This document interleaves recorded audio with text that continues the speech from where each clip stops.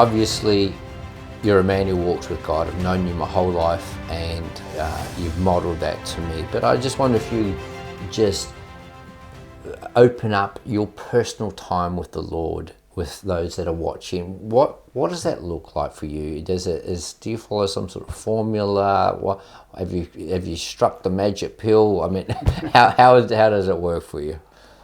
It's changed over the years. Yeah. I've been walking with the Lord now nearly 55 years, so over 5 decades, and so it has definitely changed. Yeah.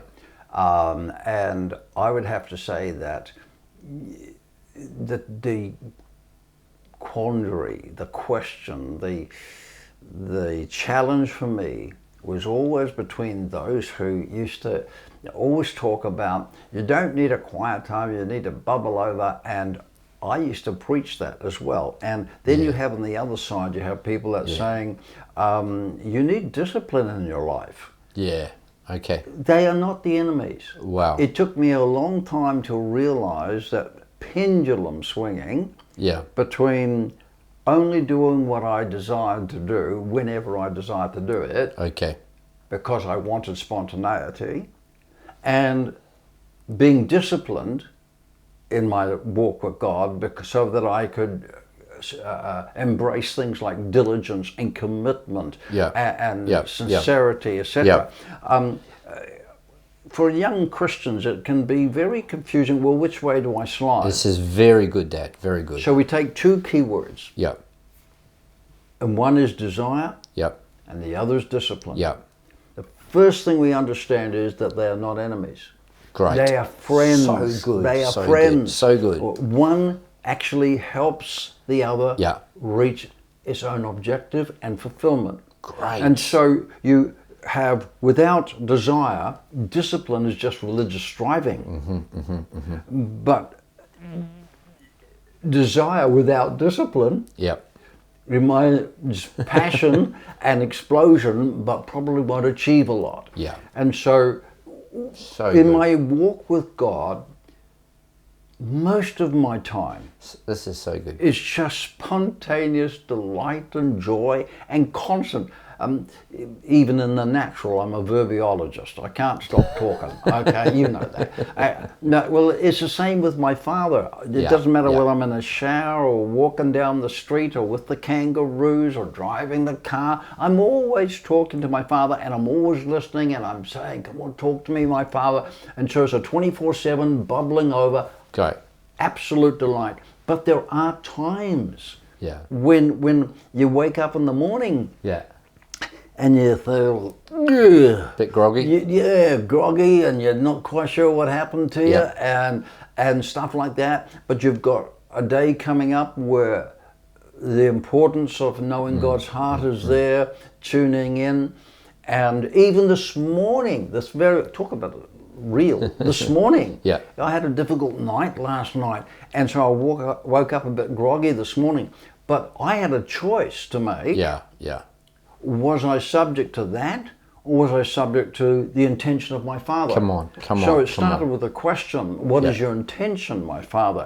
And the intention of God was for this. Great. So then I went aside. Now here's where desire and discipline go together. My desire was to fulfill my Father's intention. My discipline was to spend time in the Word and prayer and worship and celebration and declaring the supremacy of my Jesus, and that my humanity and my physical being was subject to the intention of my Father.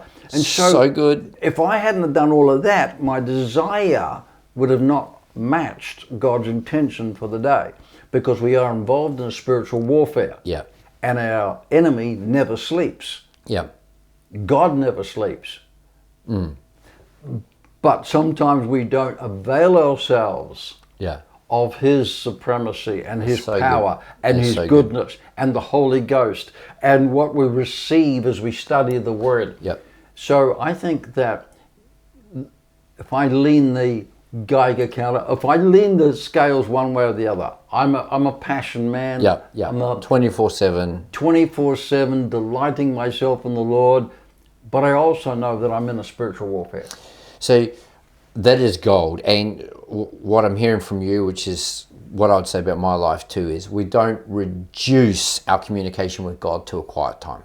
And I suppose that's where some people, it's almost like they're disciplined in their quiet times and even sincere, but most of the rest of the day, it's almost like they're on their own.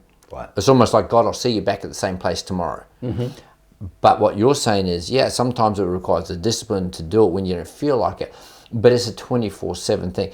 And the Apostle Paul, doesn't he use the analogy of runners and those that, you know, they do it to receive a perishable crown, and they've got a desire, but man, there's a lot of discipline. You watch anyone in the Olympics, they want to be there. But there is a lot of days that it was shared discipline in that moment, and he said, but how much more with us that want to have an imperishable crown?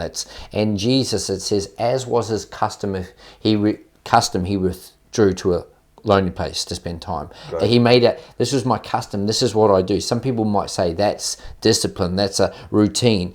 Well, he says, my desires, I've got to be with my Father. I want to be with my Father. It's the desire of the heart. Full circle as we close, back to what you said, they're not opposites, they're not enemies were your words. I thought that is gold, and there's people watching this that lean to both sides, and you need to hear today.